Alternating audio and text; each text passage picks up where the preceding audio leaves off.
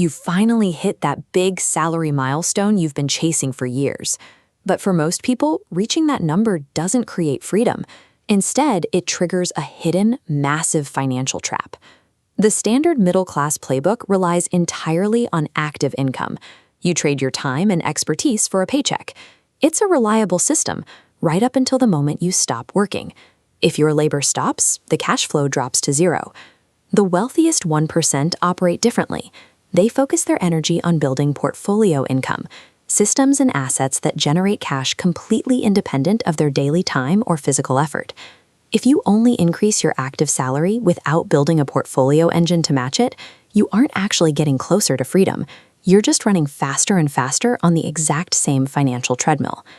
Chartered accountant Nitin Kaushik recently diagnosed exactly how this trap springs on couples in their early 30s. They grind for years to reach an annual household income of 10 lakh rupees.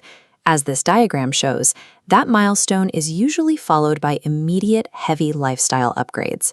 First, a 30 lakh rupee wedding drops onto the ledger. Then, a 25 lakh rupee car is financed.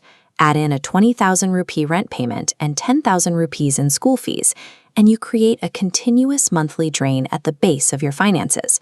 Compare that baseline 10 lakh income against what has suddenly become 50 lakh rupees in total financial obligations. The math becomes highly restrictive.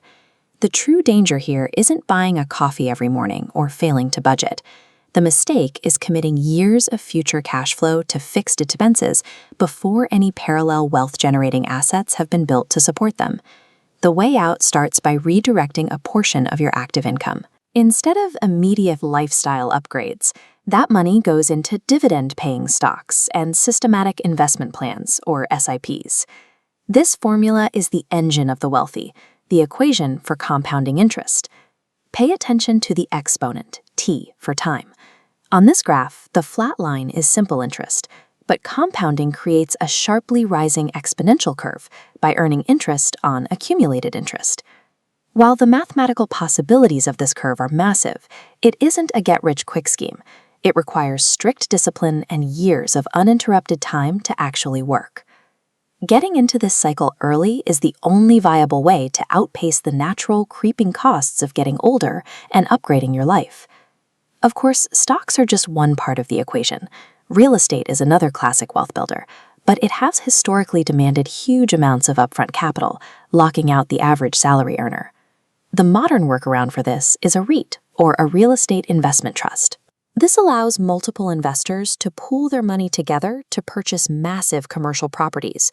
You don't need a massive down payment anymore. Today, you can purchase units of a REIT through a standard demat account for as little as 10 to 15,000 rupees.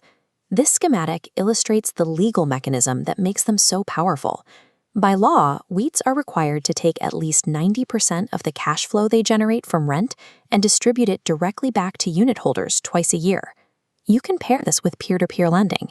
P2P platforms allow you to act as the bank yourself, lending money directly to borrowers to capture the high-yield interest rates that traditional financial institutions usually keep for themselves. By combining the mandatory dividend payouts of commercial REITs with the high yield of P2P lending, you build a diversified cash flow system, one that drops money into your account whether you clock in for work or not. Escaping the money trap requires a complete shift in how you make daily decisions, moving away from an employee mindset and adopting an investor mindset. That brings us to Rule 1. Prioritize building assets before you upgrade your lifestyle. In practice, this means your investment portfolio must generate enough passive income to cover the monthly EMI before you actually go out and purchase that luxury car. Rule 2. Evaluate your long-term cash flow.